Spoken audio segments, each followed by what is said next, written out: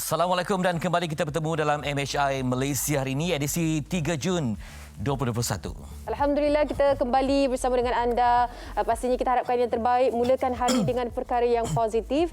Cuba mencari apa yang boleh menggembirakan pada hari ini. Di saat ketika kita berada dalam fasa yang cukup mencabar ini, pastinya kita mempunyai kekuatan yang ingin ditentukan dalam setiap diri masing-masing, insya-Allah. Baik, bersama dengan saya dan juga Petri, hari ini banyak yang nak dikongsikan dalam Malaysia hari ini, perkembangan semasa dan juga informasi terkini yang akan dibawakan untuk anda semua. Ya, dan kita masih lagi berjuang untuk memberikan maklumat yang tepat kepada anda pada saat kita berdepan dengan ramai juga ada segelintir yang menyebarkan dakwah palsu yang menakut-nakutkan orang untuk mengambil vaksin contohnya, ataupun isu-isu lain yang membuatkan keadaan menjadi keruh. Betul. Penting kita merujuk kepada mereka yang pakar dan ada ilmu, dan bukannya mereka yang tiba-tiba menjadi pakar yang entah siapa-siapa.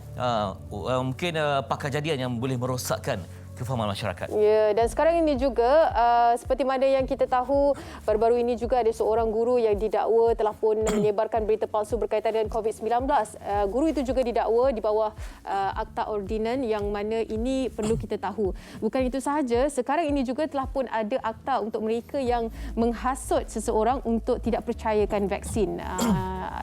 Akta yang diberikan untuk anti-vaksin ini juga telah pun diumumkan, dan kepada mereka yang cuba berjaga-jaga dalam apa segala perkongsian yang kita ingin lakukan, kerana jika anda didapati menghasut seseorang individu untuk tidak mengambil vaksin, anda didapati juga menghasut untuk mereka membahayakan kesihatan diri sendiri. Itu juga ada akta yang boleh dikenakan denda dan juga hukuman penjara mengikut pada akta yang berkenaan.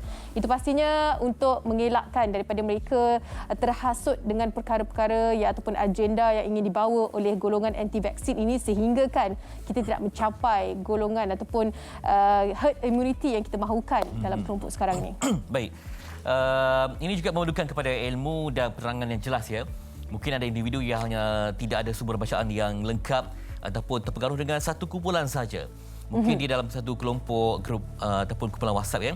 Dia hanya percaya itu saja, sedangkan tidak merujuk kepada sumber yang lebih luas yang melibatkan kajian pakar dan sebagainya. Jadi amat penting untuk kita dapatkan maklumat yang tepat. Kita dah begitu banyak sekali program-program ataupun kempen yang agresif untuk memberitahu tentang kebaikan. Ya, bukannya tentang vaksin saja, tapi apa jua perkara yang melindungi usaha ikhtiar yang hasil daripada kajian. Malah ia juga sebenarnya melibatkan pandangan daripada ahli agama. Kalau tak percaya kepada ahli perubatan, ahli agama pun turut bersama memberikan hujah-hujah yang konkret untuk membantu melindungi. Sebab semalam dilaporkan kematian yang tertinggi dalam sejarah Malaysia. Ya, 126 kematian ya. Ayo kita kongsikan kes terbaru. Kes harian yang dicatatkan 7,703 kes. Yang mencatatkan kes harian tinggi juga, lebih meningkat daripada hari yang sebelumnya, dan kes sembuh baru 5,777. Kes kematian baru yang paling tinggi berlaku dalam Malaysia setakat ini 126 kematian. Dan jumlah kes aktif 82,274. Cukup membimbangkan apabila nombor ini menjadikan kita patutnya lebih berjaga-jaga. Dalam keadaan sekarang ini, kita harapkan tempoh 2 minggu yang dikatakan total lockdown ini dapat mengubah sesuatu, insya-Allah. Masih lagi berada pada peringkat awal. Ini dia taburan kes seperti mana yang dapat saksikan, masih lagi 2,700 lebih di Selangor.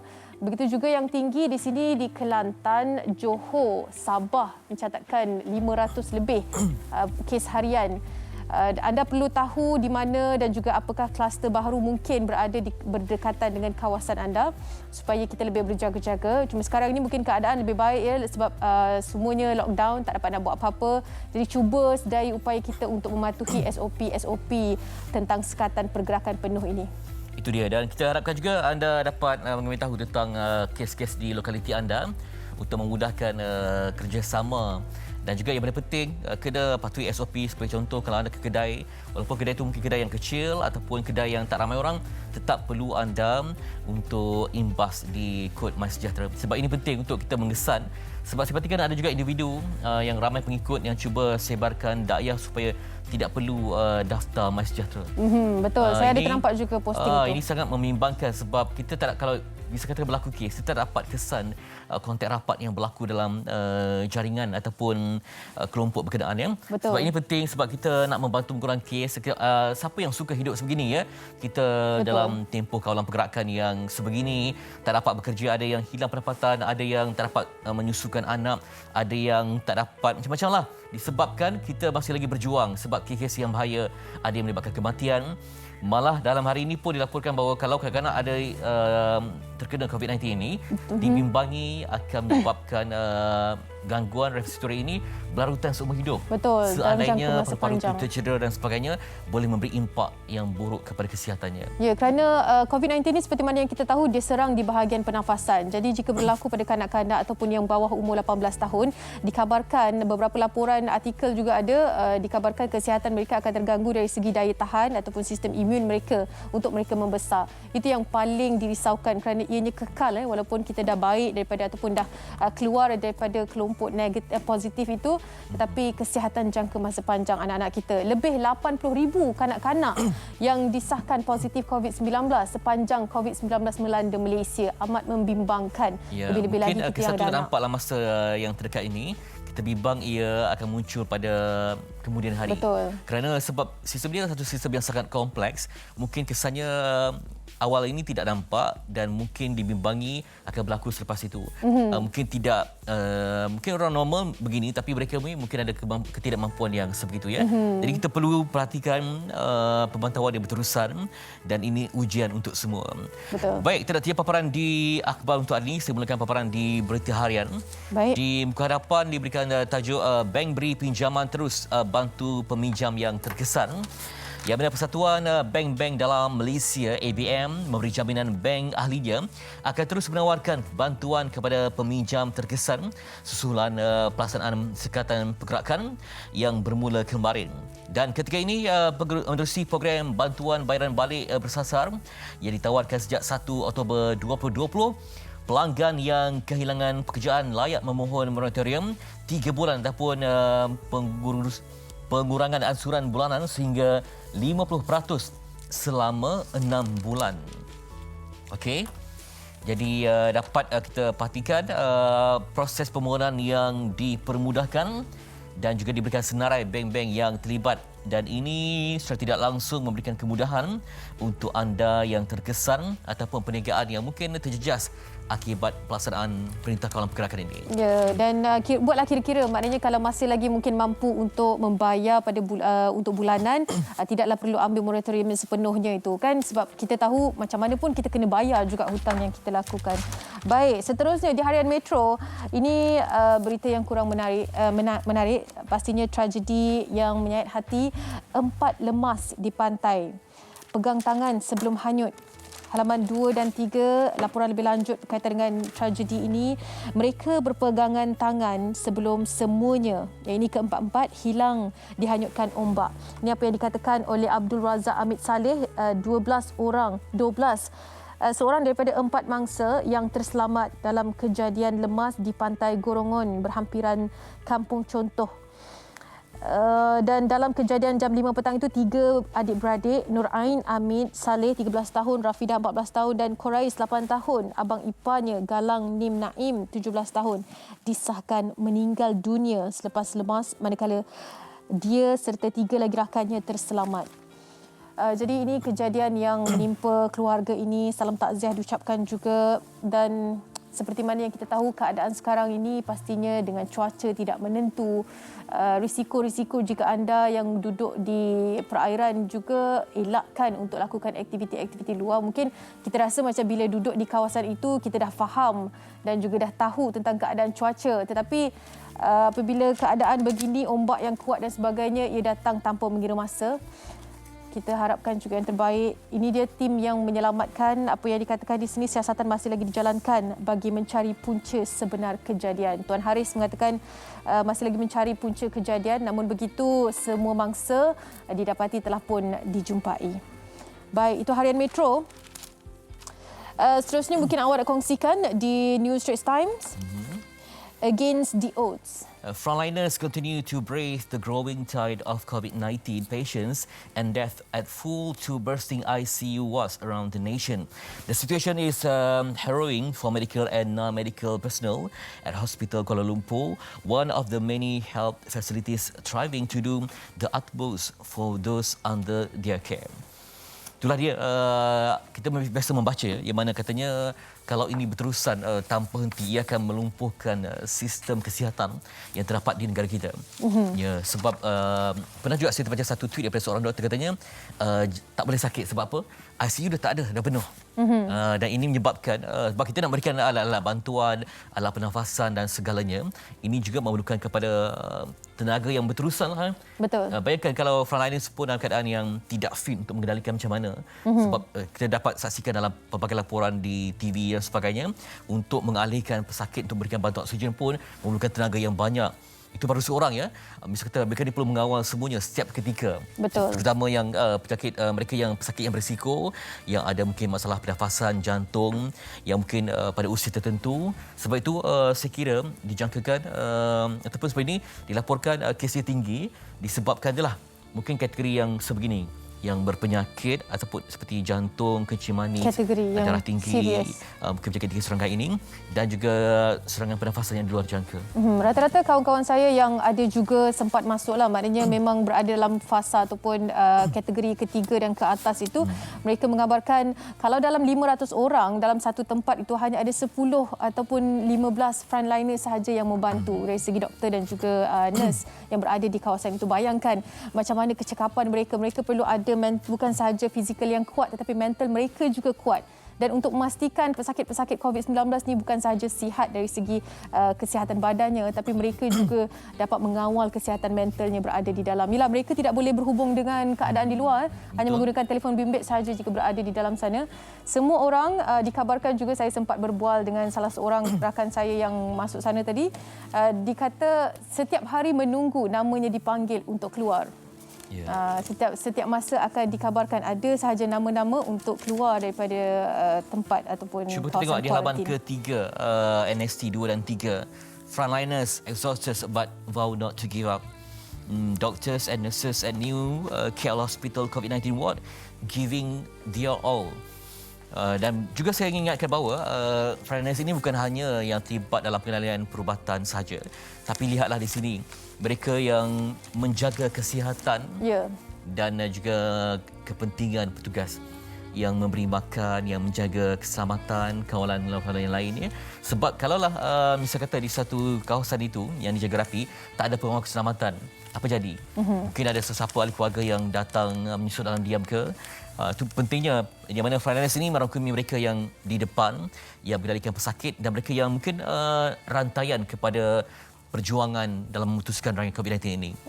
Jadi rajin-rajinlah baca tentang artikel-artikel berkaitan dengan keadaan sekarang ini, bagaimana mereka exhausted ataupun mereka penat dengan keadaan ini. Jadi kita dapat rasakan memberikan ataupun menjaga SOP ini dapat menyumbang sedikit sebanyak kepada kelegaan untuk mereka ni kan, sebab mereka dah tak menang tangan dah dengan keadaan yang cukup padat sekali. Baik, itu dia perkongsian berita harian NST dan juga harian Metro yang anda boleh dapatkan. Pelbagai lagi perkongsian terkini apa yang berlaku di Malaysia. Baiklah, sekarang ini saya nak kongsikan kepada anda semua DJ's I Can See Your Voice Season 4 ataupun yang keempat lah, musim keempat. Untuk penonton semua, jangan lupa kita ada program I Can See Your Voice Malaysia musim keempat Ahad ini. Selalunya bermula 9 malam, tapi untuk episod Ahad ini I Can See Your Voice Malaysia akan bersiaran pada pukul 10 malam. Jadi jangan lupa untuk nantikan siapa penyamar dan siapakah penyanyi sebenar. Okey, Ahad ni 10 malam di TV3 dibawakan khas oleh penaja utama DJ Prepaid. Betul-betul 30 hari internet pantas. Dan jangan lupa untuk nikmati 30 GB dan panggilan tanpa had dengan plan internet Next. Anda boleh sahaja layari DG untuk anda tahu promosi yang diadakan. Baik. Okey, ini tentang minat filem Hindi. Saya minat juga, tapi tak adalah orang kata terlalu minat tu kan. Okey, kita ada filem yang ingin dipromosikan, filem Bollywood. Betul sebutannya? Radhe. The Most Wanted By ini maksudnya brother lah kan. Dibintangi oleh Bollywood superstar Salman Khan. Tayangan ditonton sinema, cinema.tonton.com.my bermula 3 Jun 2021. Okey, maksudnya dah pun bermula. Jadi untuk anda yang peminat setia Bollywood dan Salman Khan, ini untuk masanya untuk anda menikmati filem ini. Ya, penampilan istimewa mungkin comeback jugalah boleh dikatakan kan. Ini movie yang menampilkan Salman Khan. Baik, itu sahaja perkongsian untuk Wara-Wara. Kita nak juga anda tahu yang selepas ini kita akan kongsikan banyak lagi, antaranya tentang bagaimana individu ataupun warga emas ini melalui fasa pandemik. Pastinya menarik untuk dikongsikan, segalanya seketika nanti. Malaysia Hari Ini.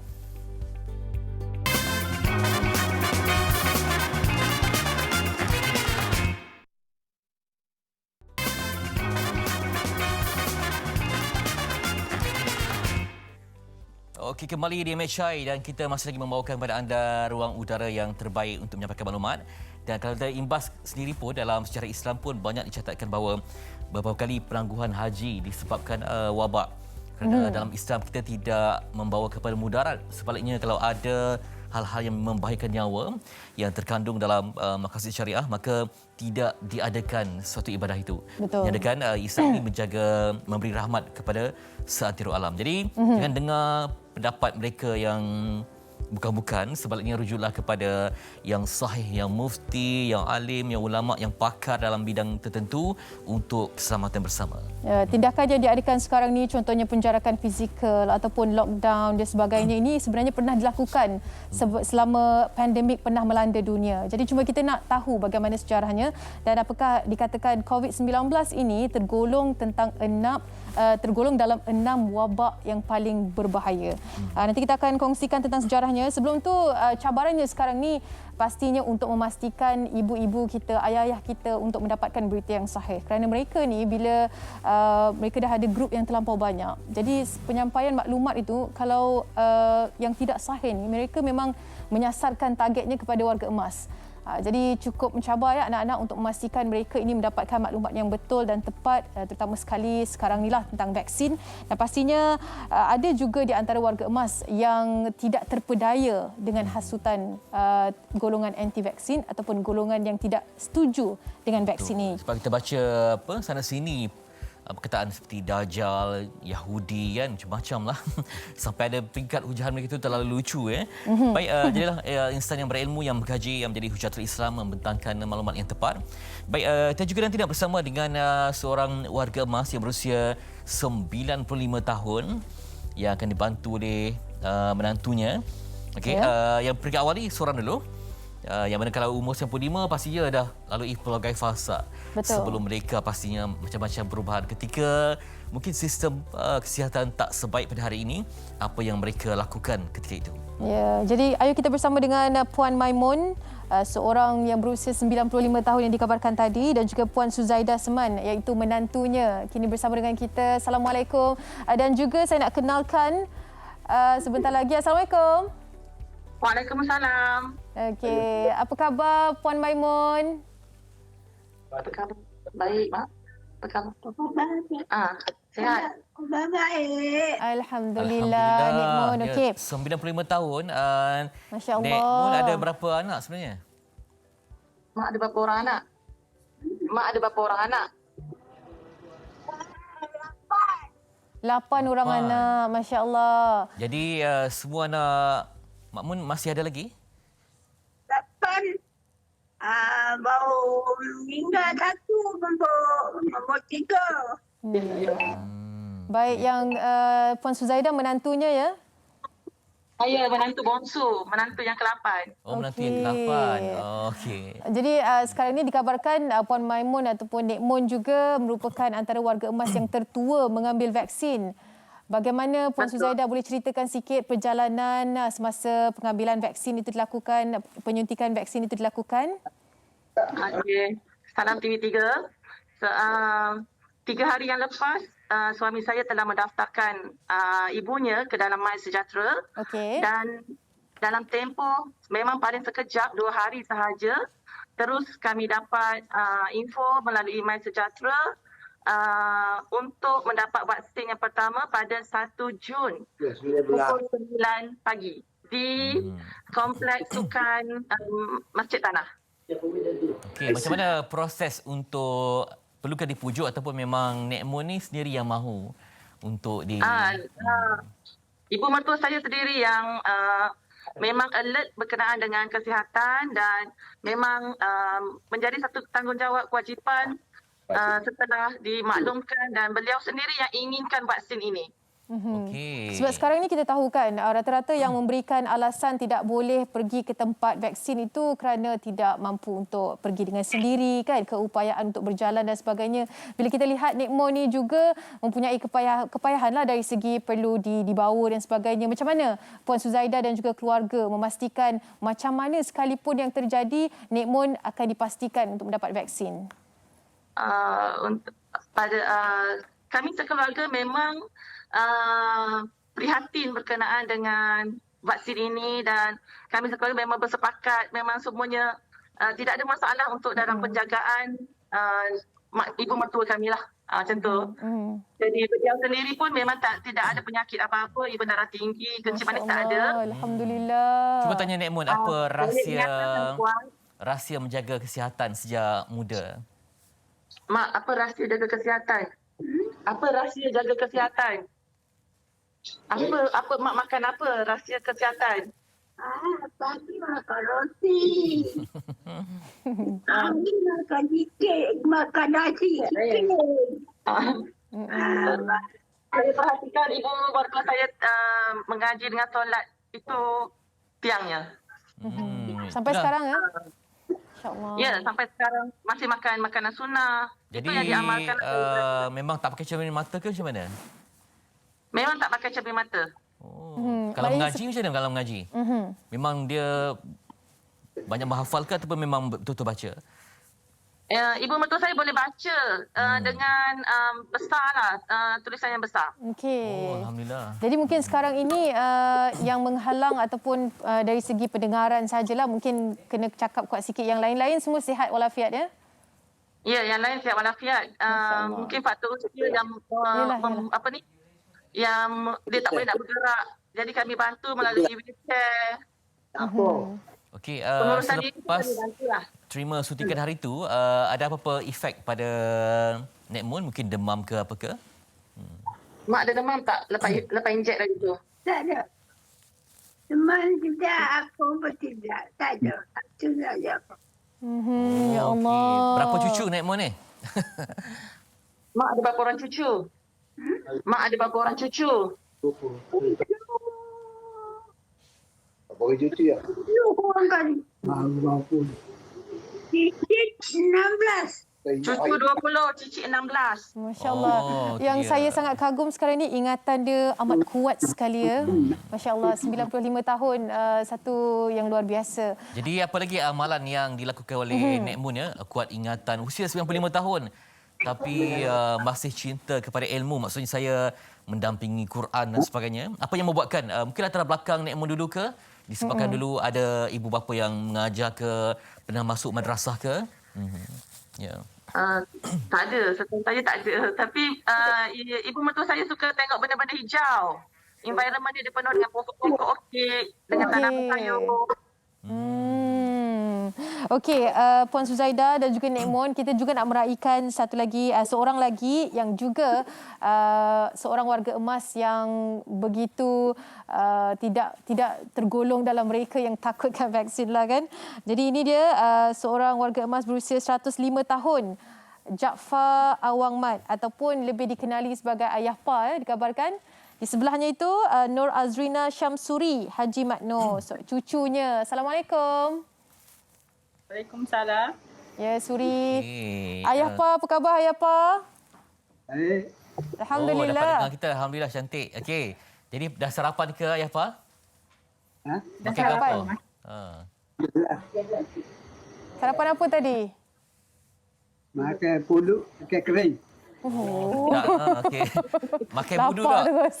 Makan budu sekali tak? Okey. Jadi bila bagaimana penjagaan kesihatan? Saya tengok tadi dapat dengar dengan jelas ya. Macam mana menjaga kesihatan? Mungkin ada rutin-rutin ke? Saya tengok dalam gambar pun masih lagi keluar main dengan cucu semua. Macam mana? Jaga kesihatan. Tidur. Tidur cukup je. Tidur cukup. Pagi-pagi dah tu bersikap. Pagi nggak ada perkara beratur. Kopi ke. Oh, naik basikal lagi ya? Oh. Ya, boleh mengayuh lagi lah ayah apanya. Boleh. Oh, boleh. setiap pagi memang akan mengayuh. Wah. Dulu ayah pa ki jaga apa? Tak ada kerja beratur. Jual basikal. Buat kuih-kuih gitu lah. Oh, okey.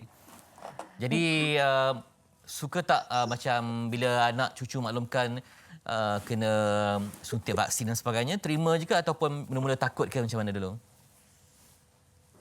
Cocok ni. Cocok lah beratur. Tak sakit tak apa. Tak sakit? Tak sakit. Lepas kena cocok tu ada demam ke? Ayah apa ada rasa tak sihat badan ke? Ada beratur. Oh, Oh, tak okey. ada. Alhamdulillah, Jadi, masya-Allah. sebelum vaksin tu mungkin ada saing-saing ke oyak bahaya ke, ada terpengaruh tak? Oyak macam macam ke? Cocok.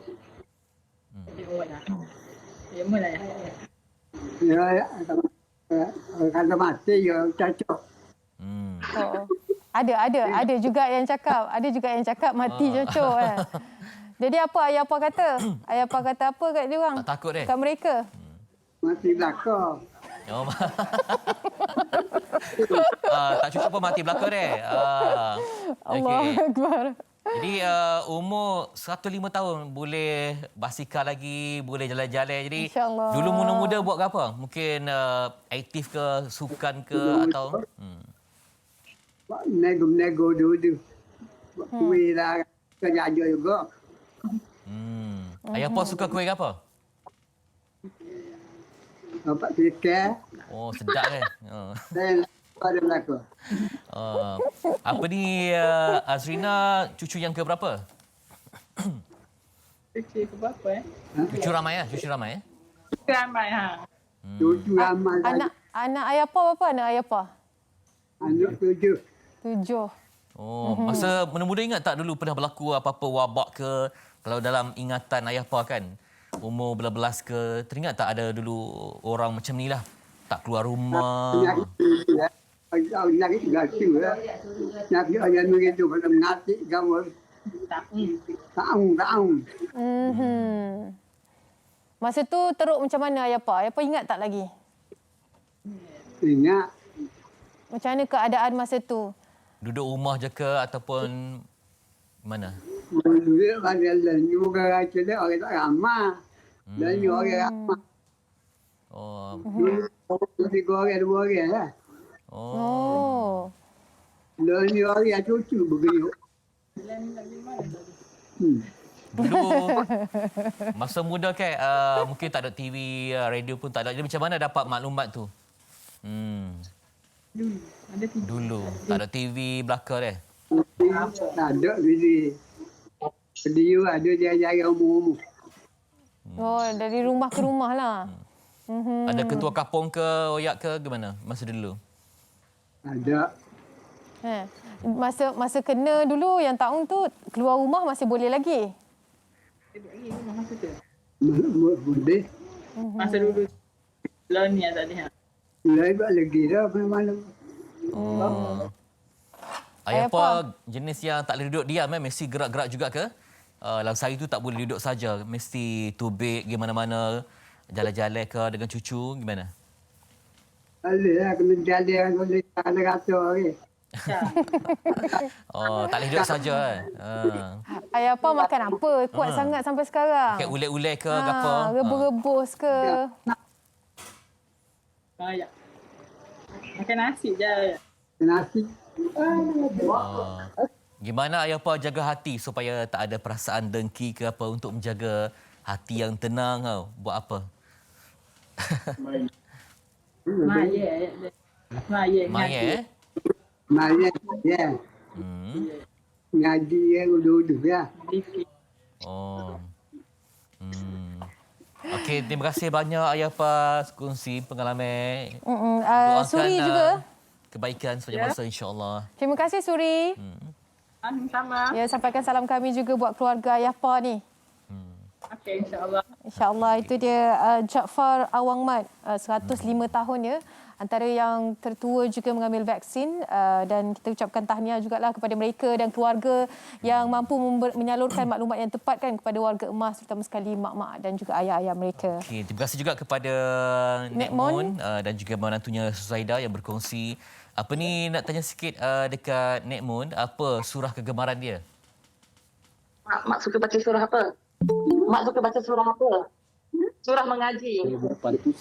Mak suka baca surah mengaji apa? Surah. Baca apa? Tak, dia tanya surah apa mak suka baca?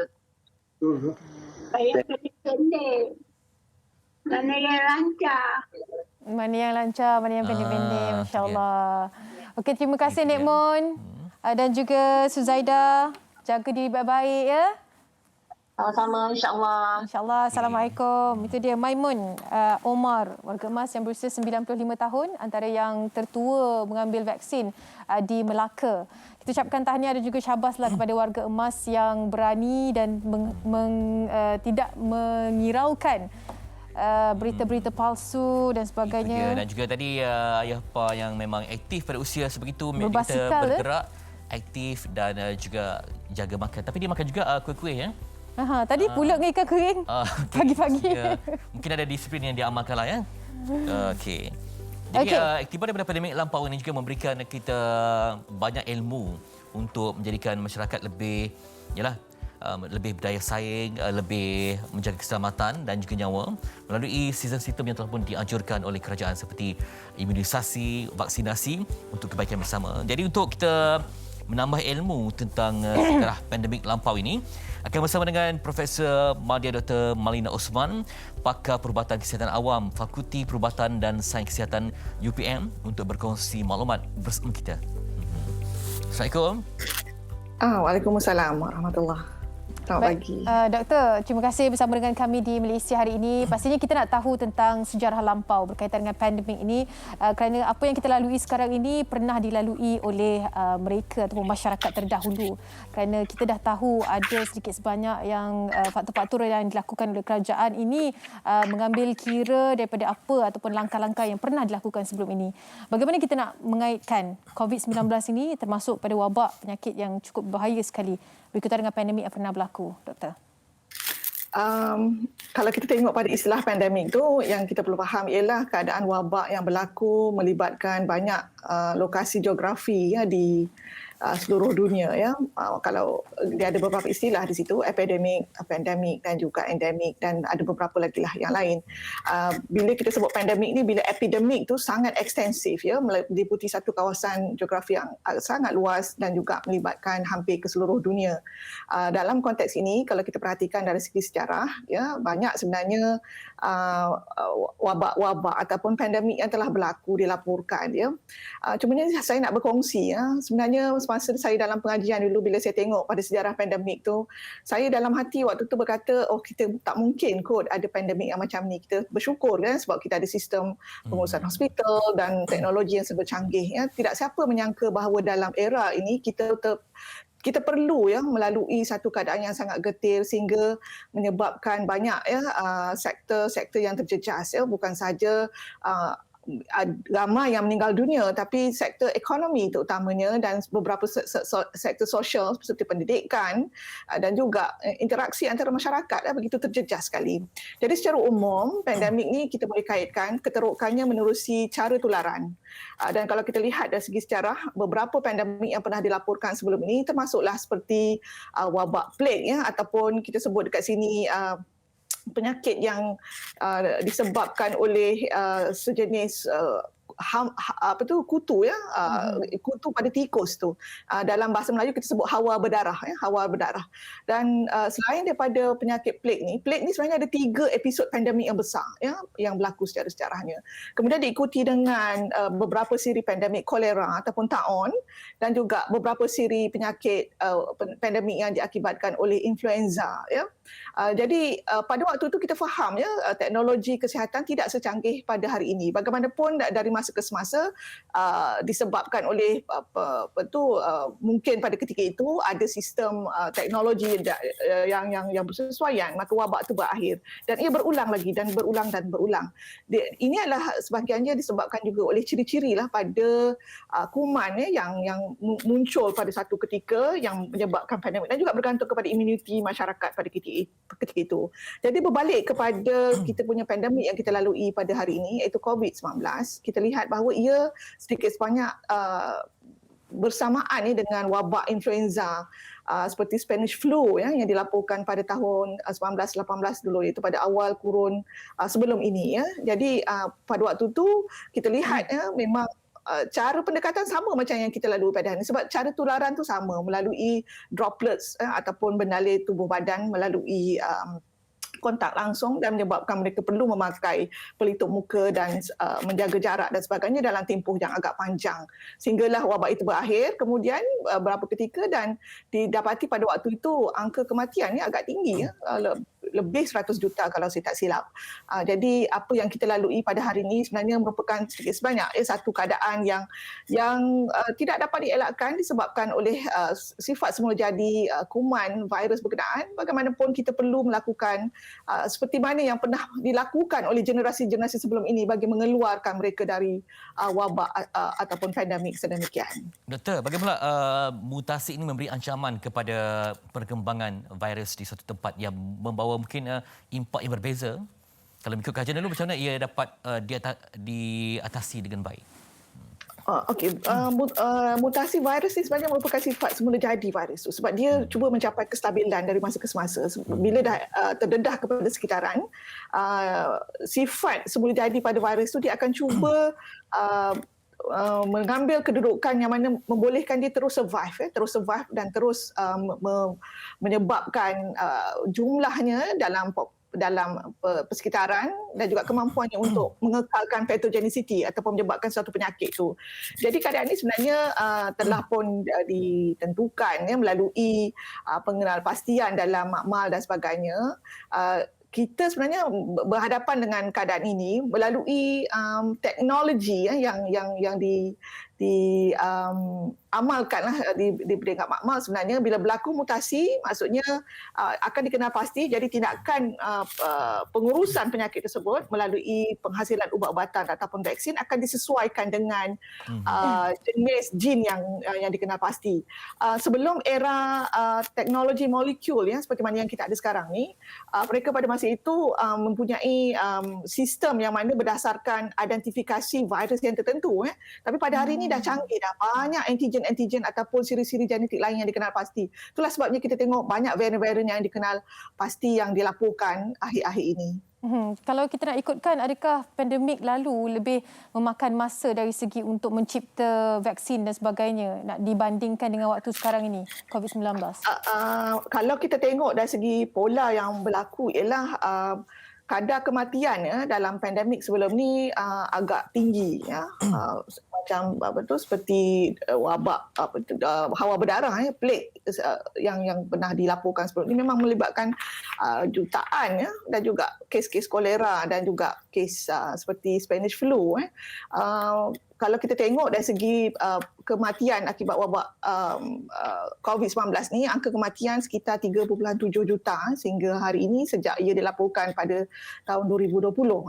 Pada pandangan saya dari segi keterokan wabak tu biasanya kita akan melaporkan dari segi kesan dia terhadap masyarakat dan jangka masa dia diambil. Lagi ramai yang meninggal dunia maksudnya wabak tu lebih teruk. Tapi berdasarkan teknologi kita hari ini saya dapati bahawa angka kematian yang dicatatkan agak tidak begitu tinggi. Bagaimanapun ia agak teruk melibatkan kesan kepada ekonomi.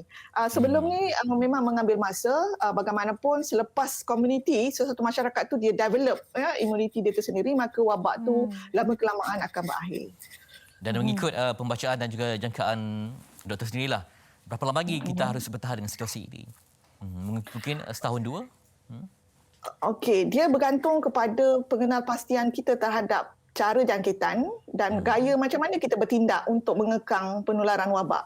Lagi cepat kita bertindak, lagi cepat wabak tu akan berakhir. Jadi para pakar epidemiologi, pakar kesihatan awam sebenarnya melihat isu ini lebih kepada untuk menyelamatkan lebih banyak nyawa dan juga mengelakkan lebih ramai orang mendapat jangkitan. Jadi fokus kita pada situasi yang saya sebutkan tadi.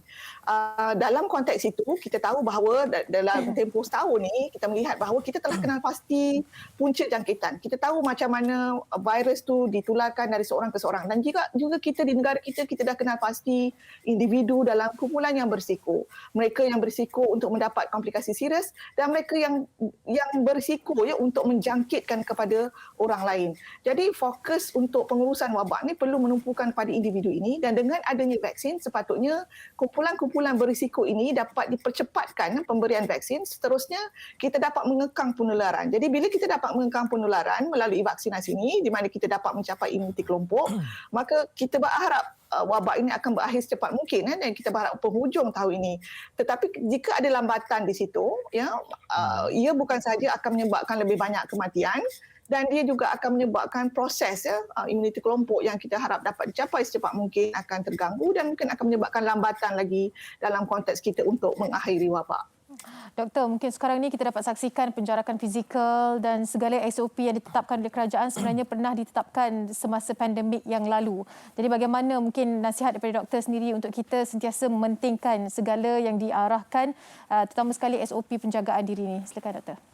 Okey, sebelum saya cakap tentang penjarakan fizikal dan juga patuh kepada SOP ni, yang penting sekarang ni kita memahami kepentingan kenapa kita perlu melakukan penjarakan fizikal, memakai pelitup muka dan sebagainya. Sepanjang tempoh wabak ni, bila kita menyarankan untuk masyarakat mengambil berat, mengambil serius keadaan ni, kita berhadapan dengan keadaan-keadaan di mana ada mereka yang melontarkan pandangan dah penat, disebut pandemic exhaustion dan sebagainya. Dalam konteks ini kita perlu ingat, selagi mana kita masih berada dalam wabak, selagi kita masih belum keluar, semua nasihat-nasihat itu perlu didahulukan. Kita harap dapat mengelakkan lebih banyak jangkitan dan lebih banyak kematian.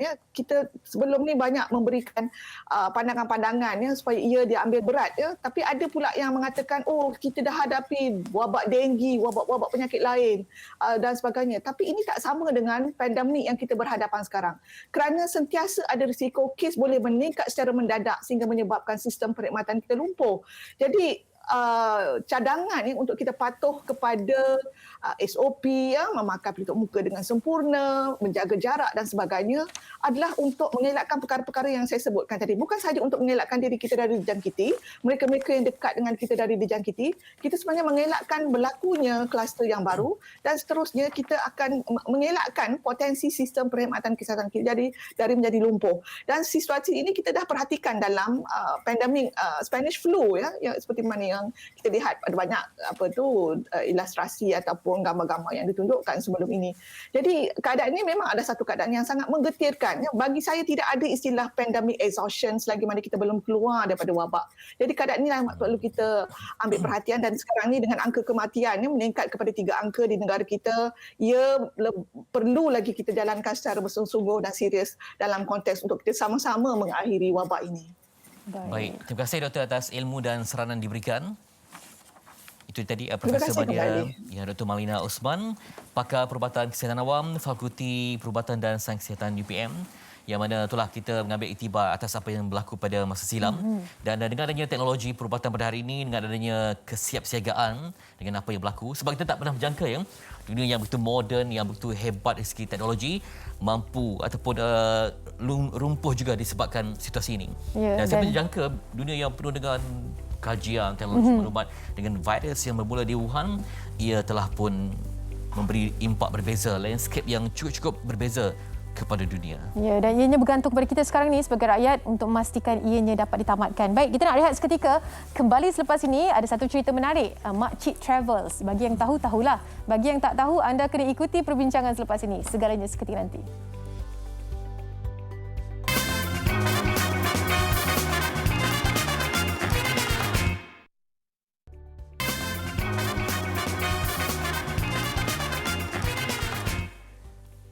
Okey, kembali di laman Ilmu MHI dan kita hari ini nak bersama dengan Makcik Travels. Ya, Makcik Travels ni kalau ada yang mungkin belum tahu, Makcik Travels ni buat perkhidmatan khas untuk wanita lah.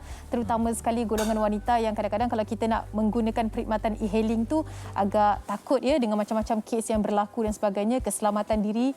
Dan mereka mengadakan satu perkhidmatan e-hailing, kabarnya seorang ibu dan anak kerjasama untuk idea ini. Jadi bersempena ataupun dengan keadaan yang sedang berlangsung ini, program imunisasi kebangsaan, mereka juga sedikit sebanyak membantu dari segi pandu dan juga teman warga emas untuk mengambil vaksin. Jadi ayo kita bersama dengan anak tak dapat rentas negeri, Betul. tiba-tiba ada sebarang halangan, maka Makcik Travel lah hadir sebagai Sri Kandi yang membantu. Dan kita nak bersama dengan Dr. Sazina Kamarzaman, pengasas bersama Makcik Travels untuk berkongsikan inspirasi. Assalamualaikum doktor. Waalaikumsalam. Apa khabar? Sihat ya? Baik, alhamdulillah. Alhamdulillah. Itu dia tadi bila kalau tak sebut Makcik Travel kan, saya bayangkan seorang makcik yang mengendalikannya. Tapi tidak. Okey. Makcik lah ni. Okey, macam mana boleh bermula untuk Ya. bersama membantu makcik? Ya. Okey. Perkhidmatan kami sebenarnya dah kiranya 3 tahun lah. Tahun ni dah masuk 3 tahun. Dan masa kami mula tu tahun 2018 lagi. Masa kami menyediakan perkhidmatan pemandu dan juga peneman, ramai makcik-makcik memang call kata terima kasih banyak-banyak lah sebab kadang-kadang anak-anak tak dapat nak bawa ibu ke hospital dan sebagainya kan, ke pusat dialisis, kadang-kadang kena pergi pusat dialisis 3 kali seminggu, kena pergi hospital dan sebagainya. Jadi mereka kata alhamdulillah lah ada perkhidmatan ni sebab sekarang ni isu di negara kita, walaupun kita memang ramai orang menggunakan smartphone dan sebagainya kan, tapi terdapat macam jurang teknologi lah dari segi pengguna smartphone dan sebagainya, dan juga warga emas yang mungkin masih lagi bermasalah menggunakan. Jadi kami walaupun kita menggunakan WhatsApp, okey, tapi itu adalah yang kiranya paling canggih sekali lah yang kami ada dekat Makcik Travels. Tapi dan kita juga membolehkan makcik-makcik atau anak-anak mereka menghubungi kami, sama ada melalui WhatsApp, ada juga yang call dan sebagainya lah. Dan masa pandemik ni, masa kerajaan umum lockdown, memang kita banyak anak-anak yang call kami kata macam mana kami nak bawa mak kami, ayah kami ke pusat pemberian vaksin kan, PPV. Jadi alhamdulillah kami cubalah membantu mereka. Sebab kadang-kadang mak anak ada dekat KL tapi mak ada dekat Kedah contohnya. Jadi kami cuba menyediakan perkhidmatan tersebutlah untuk warga emas yang pergi ke pusat vaksin. Contoh tawarannya adalah menemani, dan juga adakah yang si teman tu akan tunggu sampai program ataupun proses vaksinasi selesai? Dia bergantung kepada keadaan. Contohnya yang tadi video tu, kami punya pemandu akan menghantar, dan dia ada 2 orang. Jadi adik-beradik kalau tak silap saya, mereka akan bersama, dan anak mereka lepas dah habis, dah tamat vaksinasi tu, dia akan pick up. Ada juga yang memang meminta untuk meneman sampai habislah, bawa ke pusat vaksinasi dan kemudian bawa pulang ke rumah selepas tamatnya. So dia bergantung. Sebab itulah bila kita guna WhatsApp dan sebagainya, mudahlah berbincang dengan waris tentang keperluan mereka dan sebagainya. Jadi berapa ramai kekuatan barisan pembantu makcik ni? Okey, pembantu makcik maksudnya kami panggil mereka adinita. Adiwira wanita. Mereka adalah kiranya the strong force lah behind Makcik Travels, yang mana mereka membantu kami sebagai pemandu dan peneman. Jadi sekarang ni dah ramai register. Pendaftaran lebih kurang 300, tapi dia bergantung kepada permintaan lah. Di mana permintaan yang ada, di situlah akan ada adinita untuk membantu. Jadi kami bergantung pada keadaan sekarang ni lah, pandemik kan. Kalau katalah kawasan tu memang ada masalah dari segi PKPD contohnya. Jadi kita kena berhati-hatilah.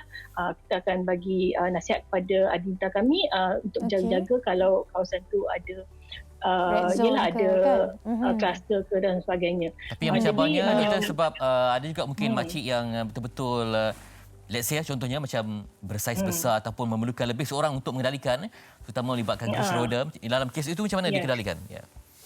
Jadi selalunya kami akan bertanyalah kalau anak berkata mak saya atau ayah saya mungkin memerlukan seorang untuk pimpin dan sebagainya. Jadi kadang-kadang kami mintalah contohnya kalau nak bawa ke kereta kena ada orang membantu. Dan selalunya bila sampai ke pusat vaksinasi itu akan ada juga pembantu dekat pusat vaksinasi yang akan bantu kan. Jadi selalunya kita akan ambil details lah keperluan macam-macam ni. Contohnya adakah dia perlu ke tandas, berapa kerap kena ke tandas dan sebagainya, itu pun kami tanya. Dia mengikut keperluan warga emas tersebut lah. Doktor, situasi yang paling mencabar sekali setakat ini yang mungkin boleh digambarkan untuk kita lebih tahu kan terhadap tawaran yang dilakukan. Yang paling mencabar saya rasa sekarang ni perkhidmatan kami lah, saya ambil truthful, kan masa nak lockdown tu, kerajaan mengatakan bahawa essential services sahaja yang boleh berkhidmat. Jadi kami sebenarnya dekat atas pagar, kami ni kat mana sebenarnya? Sebab nak kata tak essential pun tapi sangat essential sebab ramai sangat yang memerlukan kan. Jadi kami selalunya kami cuba ikut SOP yang seperti mana yang digariskan lah. Kita kata okey, kalau boleh Adinita kena pastikan dia berada dalam 10 km radius daripada warga emas yang dia nak jalankan tempahan tu. Kalau sebab kita risau dari segi kelulusan dan sebagainya kan. Tapi ramai orang tanya saya macam mana, tapi sebab memandangkan keperluan tu ada, saya kata okay, let's take the chance untuk bantulah warga emas ni. Dan kita juga ada, bukan saja warga emas, kita juga ada OKU yang minta bantuan. Mungkin anak dia, bapa dia tak dapat melihat, memerlukan bantuan khas kan, dia buta, tak dapat ada masalah penglihatan. Jadi dia juga meminta. Jadi kami fikir takkan kami nak kata tak boleh kan.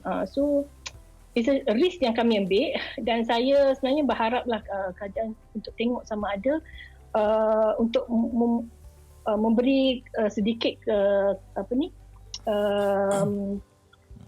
flexibility lah untuk servis kami ni. Saya rasa itu salah satu mencabar. Keduanya adalah bila tak ada Adinita di kawasan warga emas tu. Itu lagi satulah. Itulah antara cabaran-cabaran yang dihadapi kan. Doktor, terima kasih banyak-banyak. Kita harapkan usaha ini agar berterusan dan juga mendapat sambutan yang amat baik sekali, insya-Allah, membantu ramai golongan. Terima kasih, Doktor. Terima kasih. Itu dia Dr. Sazlina Kamarul Zaman, pengasas bersama Makcik Travels. Sebenarnya menyumbang untuk kebaikan bersama ya, untuk mendapatkan kita mencipta herd immunity berkelompok yang dapat mengurangkan dan juga memutuskan dengan COVID-19. Baik. Okey, kita juga nanti nak bersama. Tadi kita bicara tentang pengalaman untuk uruskan situasi wabak. Apa pula ketika berlakunya wabak taun, apa yang berlaku ketika itu? Kita ada bersama dengan seseorang di talian panggilan telefon untuk berkongsi bagaimana khidmatnya sebagai Barisan Harapan ketika itu untuk memastikan rakyat patuh kepada arahan dan juga mengambil langkah-langkah berjaga-jaga ketika itu.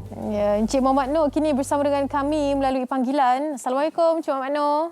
Waalaikumsalam warahmatullahi. Wah. Okey, dari Melaka, Encik Muhammad Noor, kita nak tahu jugalah sebab keadaan yang sekarang ini pastinya mungkin sedikit sebanyak ada yang sama, ada yang berbeza dari segi cabarannya. Tapi kalau mungkin boleh digambarkan pada waktu wabak taun tu melanda Malaysia ketika itu, bagaimana keadaannya? Saya tak berapa ingat lagi tahun bila. Rasa saya tak cakap tahun 80-an. Waktu tu saya bertugas di Jabatan Kesihatan Kuantan. Jadi sebagai pemandu saja sebelum saya dinaikkan ke pegawai lah. Jadi pemandu, dan kita bertugas kerja siang malam. Waktu tu masa bulan puasa. Kita terpaksa berkorban berbuka puasa di dalam kenderaan. Bila lepas kita berbuka puasa, kita akan sampai di rumah-rumah staf tu, kita akan ambil staf tu. Kadang-kadang staf tengah makan minum. Jadi kita dah ambil dia. Kita dah ambil dia, bunyi horn, maknanya kita ambil dia, kita bawa dia pergi ke lapangan lah. Di mana wabak tahun tu didapatilah. Dan kita akan buat swab di kawasan tu. Okey. Dan pengalaman saya memang orang kata tu setiap hari saya akan mandi Dettol. Bila balik daripada bertugas, isteri dan anak-anak ni, dia orang akan duduk dalam rumah, dia takkan jumpa saya lagi. Cuma wallet saya akan bawa keluar, letak atas tangga. Tong drum yang ada air kat tangga tu, saya akan mandi dan mandi dengan Dettol last sekali. Baru saya masuk dalam rumah. Okey. Jadi maknanya anak-anak saya dah jumpa, hari-hari jumpa isteri berbau badan saya ni Dettol lah. Macam tu sekali. Okey, selain Sebab daripada pastikan, bermandi dengan cencai pembasmi kuman, jadi situasi macam mana tu? Terkawal ke tidak? Sebab masa tu mungkin penyampaian maklumat hari ini kita ada WhatsApp sebagainya kan. Hari tu macam mana situasinya? Awal. Sebabnya kita bertungkul lumus buat kerja. Setiap hari kita buat kerja. Tak ada masa cuti tu. Cuti tu jatuh nombor 10 bagi kami semua yang petugas-petugas. Kami itu bertugas untuk demi agama, bangsa dan negara ni. Maknanya untuk tak kira apa. Kita akan bertugas. Begitu juga masa outbreak denggi. Macam tu juga saya akan sama. Saya duduk di banyak unit dulu. Baik. Okey, baik. Cik Manu, terima kasih banyak-banyak berkongsi dengan kita. Sampaikan salam kami juga buat warga Melaka. Cik Manu Darus. Assalamualaikum. Waalaikumsalam. Tapi isteri saya dekat Kuantan. Saya PJJ. Saya masih lagi saya kawal diri saya untuk PJJ. Tahniah. Moga dapat bersama dengan yang berjuang dalam PJJ ni. Kita kena ikut. Saya minta semua rakyat ikut apa yang berlakunya, kita ikut arahan tu. Betul. Okey, insya-Allah. InsyaAllah. Terima kasih Encik Makno. Sama. Itu dia. Sebab kita nak tahu juga bagaimana keadaan barisan hadapan kan mengendalikan wabak pada sebelum-sebelum ini.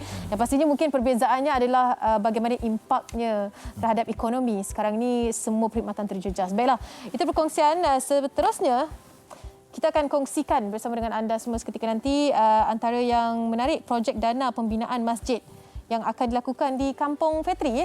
Itu dia betul-betul di Pantai Remeh.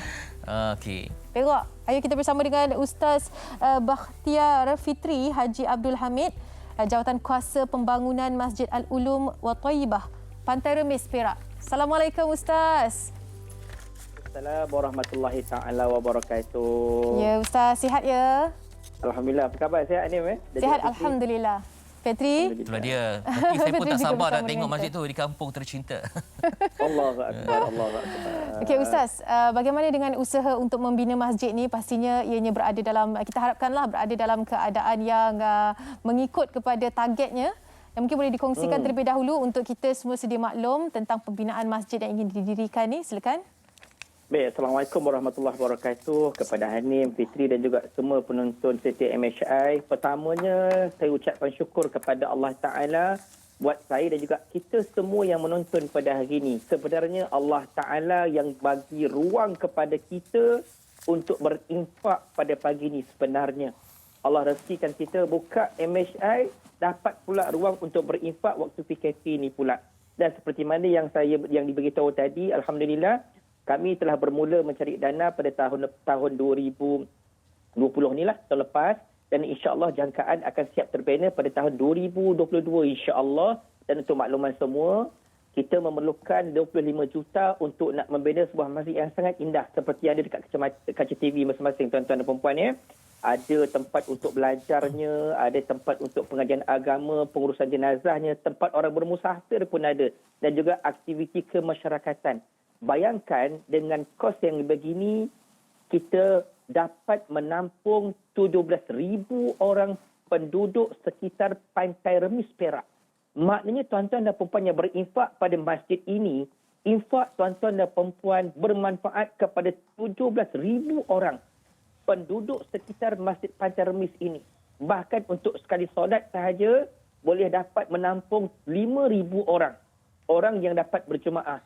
Dan lebih istimewa lagi buat semua yang berinfak ke Masjid Al-Ulum wa Thayyibah ini, 300 orang anak-anak sedang menghafaz Al-Quran, belajar di sini. Maknanya infak kita ini bermanfaat kepada banyak orang. Bahkan Nabi sebut dalam hadis, antara Nabi kata apa? man qada li akhihi hajatan kuntu lahu waqifan 'inda mizanih fa in rajaha wa illa syafa'tulah. Kata Nabi SAW, barang siapa menyempurnakan satu hajat saudaranya di dunia, aku akan menantinya di Al-Mizan. Kalau berat timbangan pahala, dia masuk ke syurga. Kalau ringan timbangan pahalanya, aku beratkan. Maknanya Nabi sebut dalam hadis, Nabi akan bagi syafaat dengan izin daripada Allah, orang yang menyempurnakan hajat orang lain. Dan bahkan kita bukan menyempurnakan satu hajat orang. Kita menyempurnakan hajat 17,000 penduduk sekitar Patarmis. Begitu sekali kelebihan orang yang berwakaf, berinfak bersama dengan Masjid Al-Ulum Wat-Tayyibah tadi. Apatah lagi, buat anak-anak ni kan Hanim kan, kita hadiahkan infak kita ini buat ayah dan ibu kita. Sama ada dia masih ada atau telah meninggal dunia. Kenapa? Sebab dalam satu hadis Nabi beritahukan, Nabi kata apa? Sab'un yajri lil abdi ajruhuna wa huwa fi qabri ba'da mautih. Ada 7 amalan kata Nabi mengalir pahala masuk ke lubang kubur selepas kematian seseorang. Ada 7 amalan. Antaranya apa? Membina masjid. Bayangkan anak-anak yang berinfak bagi pihak mak bapaknya untuk masjid ini, Allah Ta'ala sediakan bekal-bekal alam barzah untuk ibu ayah masing-masing. Termasuk juga Nabi sebut dalam hadis. Apa kata Nabi SAW? Siapa yang bina rumah Allah Ta'ala ini walaupun sebesar sarang burung, maknanya walaupun infaknya sedikit sekalipun, Allah akan membina rumahnya di syurga. So anak-anak, jom sama-sama kita ini berinfak, bina pula rumah untuk ayah ibu di syurga. Dengan sebab itu kan Hanim dan juga semua, kami menawarkan pakej yang sangat mudah untuk kita sama-sama berinfak. Bagi syarikat ataupun company ataupun yang berkemampuan, boleh infak 10,000 sekaligus. Yang kedua, pakej kami berinfak sebanyak 1 lot RM1,500. Okay? Dan kalau tidak berkemampuan untuk infak RM1,500, boleh saja kita buat ansur-ansur. Subhanallah, nak mudahkan sangat ni. RM150 selama 10 bulan. InsyaAllah, usaha kita ini akan dikira di sisi Allah Ta'ala. Kalau dia tak mampu juga, katakan. Dia tak mampu juga untuk berinfak sebanyak RM150. Infaklah berapa sekalipun ikut kemampuan. Kami di pihak Jawatan Kuasa Masjid mendoakan mudah-mudahan Allah Ta'ala akan memberi kesihatan kepada para penginfak semua. Allah Ta'ala memberikan kemudahan. Allah menguruskan kehidupan. Allah jauhkan kita daripada penyakit. Dan Allah gantikan kita dengan gantian yang lebih baik dengan apa yang kita berikan. So tuan-tuan dan perempuan, nampakkan depan mata kita ada nombor akaunnya, nombor Maybanknya, ada nombor pegawai untuk dihubungi. Ambil gambar tu. Tu ada gambar dekat situ. Ambil gambar tu. Mudah-mudahan lepas habis saya bercakap, terus rebut peluang untuk berinfak.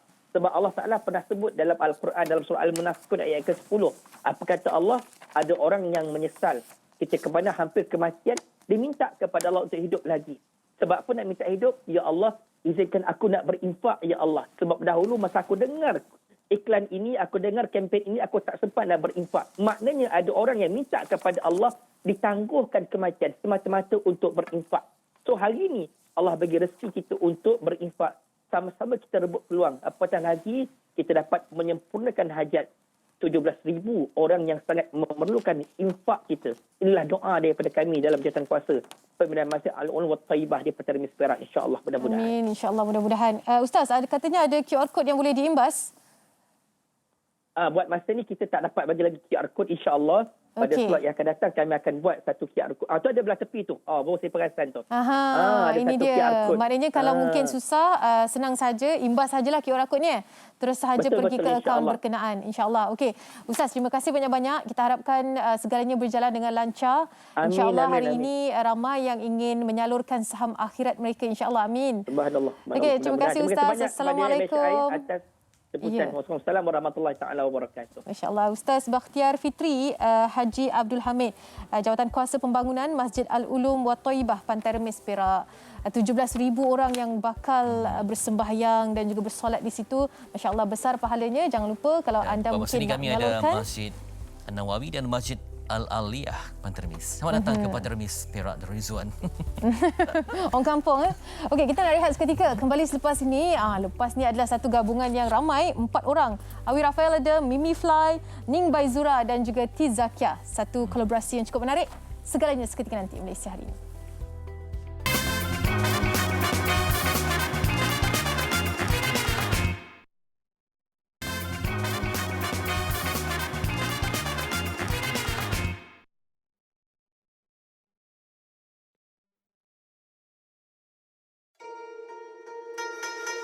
Once upon a time, on the southern banks of Wuhan, China, there were many ninjas that caught a virus.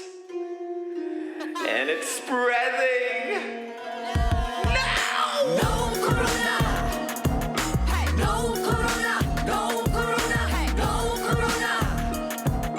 No corona. No corona. No corona. No corona. No corona. No corona. Yeah. No corona. No corona. Terbang macam tu je. 2020 ku hilang macam tu je.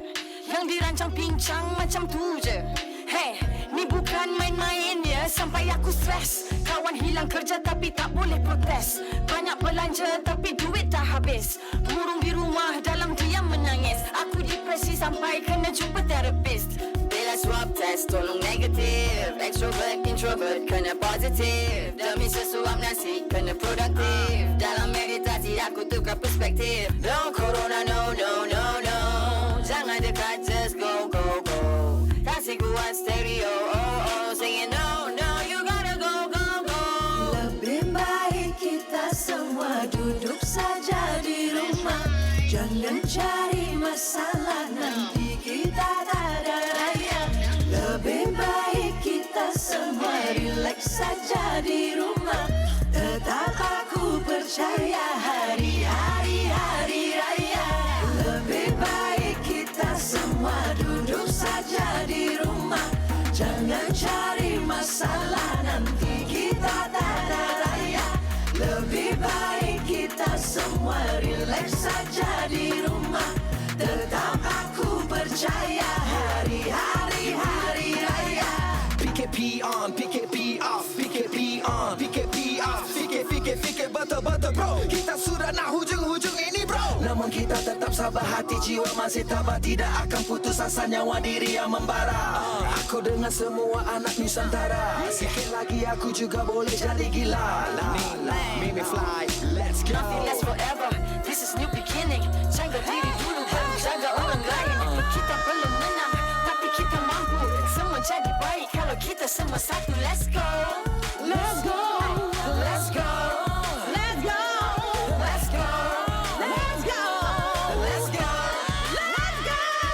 Jadi lebih baik kita semua duduk saja di rumah. Jangan cari masalah, nanti kita tak ada raya. Lebih baik kita semua relax saja di rumah. Dan aku percaya hari-hari hari raya. Lebih baik kita semua duduk saja di rumah. Jangan cari masalah, nanti kita tak ada raya. Lebih baik kita semua relax saja di rumah. Tetap aku percaya nanti kita akan berjaya. No corona, kita semua no corona, no corona, no corona, masalah, no corona, no corona, kita semua no corona, no corona, no corona, percaya no corona, no corona. Itu dia kolaborasi yang tidak pernah dijangkakan. Kita tak pernah terfikir ya gabungan 4 artis ini. Hari kita bersama dengan Mimi Fly, Ning Baizura, T Zakia dan juga Awi Rafael. Assalamualaikum semua. Waalaikumsalam. Selamat pagi. Ya, selamat pagi. Sebab ada 4 orang kan, kami kena one by one. Okey. Kena juice dulu siapa yang menang. Jadi, okey. Sebab lelaki tunggal kan, tanya Awi dululah. Okey, macam mana boleh bermula kolaborasi ni dan juga pemilihan 3 wanita yang berbeza dalam lagu ni? 3 wanita yang hebat. Dalam mata Awi ya. Okay, first Awi nak cakap Assalamualaikum kepada semua penonton MHI. Terima kasih kerana memberi ruang kepada kami berempat. No Corona merupakan satu lagu inisiatif di mana kita hanya ingin memberikan inspirasi kepada semua rakyat Malaysia, semua kawan-kawan sahabat di mana kita harus menjaga diri kita dan juga menjaga SOP dengan lirik lagu yang Awi ciptakan bersama dengan Mimi Fly lagu ni sebenarnya diciptakan tahun yang lepas. Okey. Di mana Awi pertama kali jumpa Tizakia, Awi dengan Mimi. Itu time belum lagi jumpa Kak Ning lagi. Tetapi naluri Awi sebagai seorang producer dan juga penulis cakap pada masa itu belum lagi waktunya. Jadi Tetapi sekarang ni bila terjadi lockdown 3.0, Awi call dengan kawan-kawan, Awi cakap, you know what? Awi rasa lagu ni boleh memberikan impak yang positif. Kerana kita dapat rasakan moral kami satu negara di sini agak risau, agak stres. Jadi insya-Allah kami hanya ingin memberikan satu lagu yang boleh membuat orang rasa lebih tenang dan juga gembira. Itu saja. Itulah kolaborasi yang cukup mantap sebab bila ada gabungan kita dapat tengok jarang-jarang kita dengar Tizakia kan menyanyi. Kita selalu dengar Tizakia menyanyi di media sosial dia lah. Dia. Kan buat Jadi, cover dan sebagainya. Macam mana? Tapi bila ada penampilan Tizakia dalam lagu ni dia jadi macam wow. Sebelum pun memang viral Tiz boleh nyanyi kan. Jadi kita dapat dengar jugalah di media sosial saja. Macam mana Tiz boleh bersama dalam lagu ini? Macam mana bersama tu pun satu pertemuan yang dah orang kata takdir. Saya kenal dengan Mimi and because of Mimi saya kenal dengan Awi and we started from there. Masa tu masa dapat tawaran tu tak fikir banyak lah. Okey. Tak fikir banyak sebab kita orang plan sebagai satu macam group. We want to do something, kita nak buat something kan. To inspire people. So inilah hasil dia. Itulah lagu dia fun dan juga senang faham kan? Okey, dan juga penampilan gemilang Ning by Zura. The legendary. Nampak Kak Ning begitu enjoy sekali ya. Menjiwai dan juga menterjemahkan lagu tu. Pasti sebab kita sekarang sedang mengalami satu keadaan yang sangat sukar dan mungkin tak ramai luar sana yang faham kita harus duduk rumah untuk menangani corona. Kita masih lagi belum menang. So bila saya dengarkan lagu ni, Awi bagi dengarkan, kita orang terus excited, terus nak rekod. Dan saya boleh rasa jiwa Mimi Fly, boleh rasa jiwa Tiz. Saya orang yang terakhir masuk dalam recording lagu ni.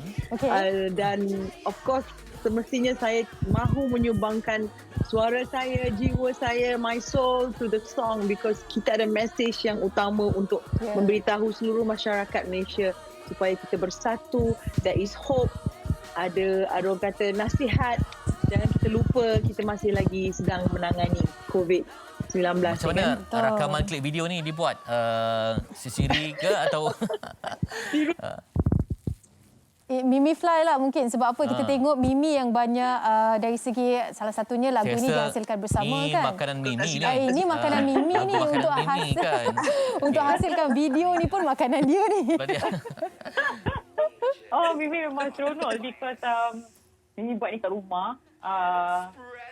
Lagu ni memang sebab message tu sampai.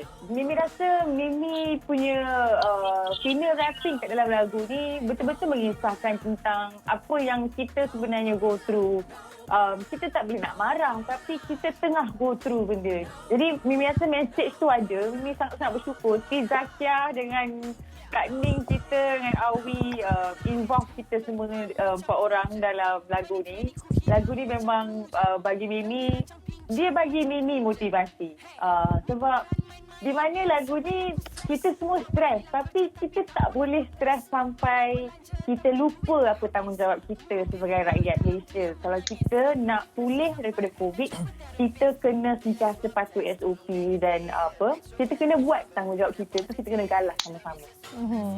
Dan pastinya sebagai penyanyi anda tidak mahu terlepas dalam menyalurkan maklumat yang tepat dan juga memberikan dari segi nyanyian dan sebagainya. Inilah mesej-mesej yang nak disampaikan ni. Bagaimana dengan sambutannya?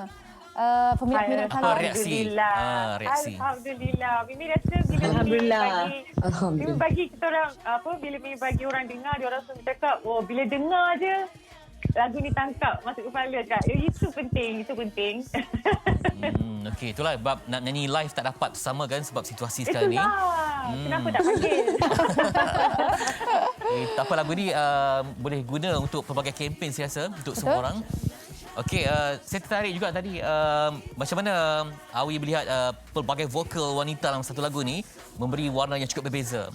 Kenapa tak 2 lelaki 2 wanita? Kenapa memilih 3 Sri Kandi dalam dalam lagu. Okey. Sebenarnya terima kasih kerana soalan itu. Tetapi sebenarnya kita pun ada lagi 3 wanita artis baru daripada Nusantara, company saya, di mana diorang pun juga join.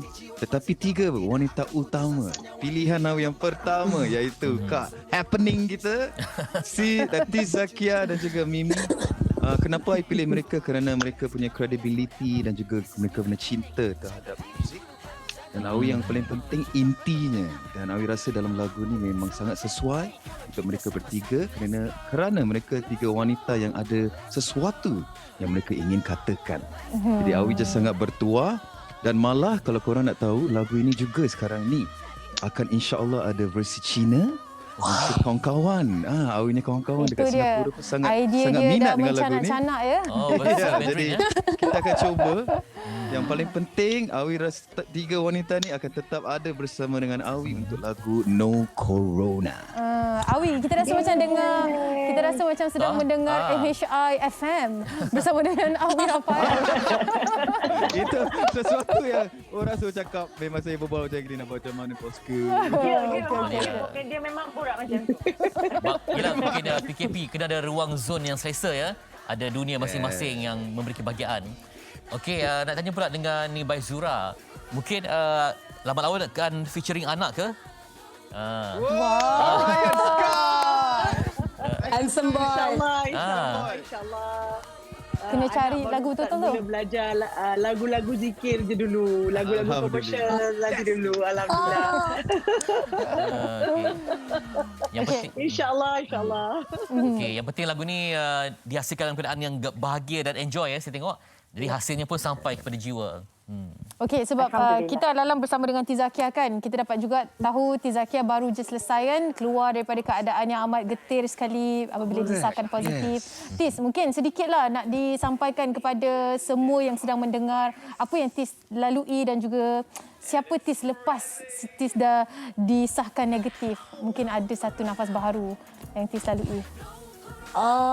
Masa saya dapat tahu yang saya positif, saya dalam keadaan macam mana, reda tak reda, tapi macam terima. Sebab masa tu memang saya everywhere, semua keliling saya semua dah positif, ramai dah macam it was haywire lah. So saya ambil I tenangkan diri, I tak panik, I tenangkan diri sebelum I nak bagi tahu ibu bapa saya.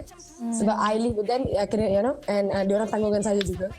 So betul lah, saya kena kuarantinkan diri saya ikut apa yang yang saya dinasihatkan, apa yang saya disuruh oleh KKM. Mereka akan contact kita, and I ate my vitamin C, banyak fruit juice, minum air banyak, rest kat rumah. Basically, alhamdulillah lah, saya punya test terus negatif dalam lepas quarantine punya period tu. Dan also paling penting saya nak tekankan, I think kita dalam semua sistem kita kena pentingkan, sebab saya dah bawa parents saya, kedua-dua ibu bapa saya untuk vaksin. Dah 3 hari saya kat WTC semalam. Macam berbeza-beza experience every day. So congratulations, tahniah kepada team WTC, handled very well. Tapi cuma saya nak mungkin fokuskan untuk warga emas dan OKU, mungkin percepatkan, jangan itu saja. I think golongan berisiko lah. Okey, terima kasih dan moga kembali sihat sejahtera seperti biasa. Amin, insya-Allah. Alhamdulillah.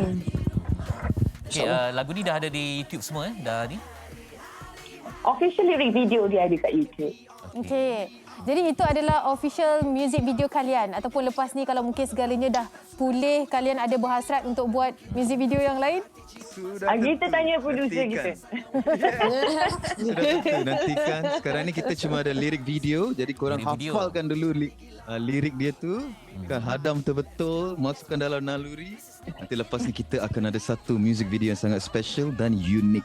Tapi untuk sekarang, we stay safe first. Okey. Terima kasih kalian. Awi Rafael, Nim Baizura, Tis Zakia, Mimi Fly. Bye. Jaga diri ya. Kita jumpa lagi insya-Allah. No Corona.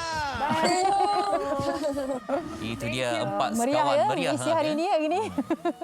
Okey, itu dia perkongsian kita sampai di sini sahaja. InsyaAllah kita akan bawakan banyak lagi yang menarik, perkongsian ilmiah untuk anda semua esok macam biasa. Itu dia, dan kunci kita ya pada sekarang ni lah maklumat yang tepat dan juga saling berpesan, sebab kita tidak mahu situasi ini berpanjangan. Siapa yang suka kan? Betul. Kita nak hidup yang lebih sejahtera dengan nafas yang bahagia. InsyaAllah kita doakan bersama. Amin. Dan teruskan tradisi membaca ayat suci Al-Quran sebagai mengundang rahmat Allah Ta'ala. Amin, insyaAllah. Assalamualaikum, jaga diri. Bye.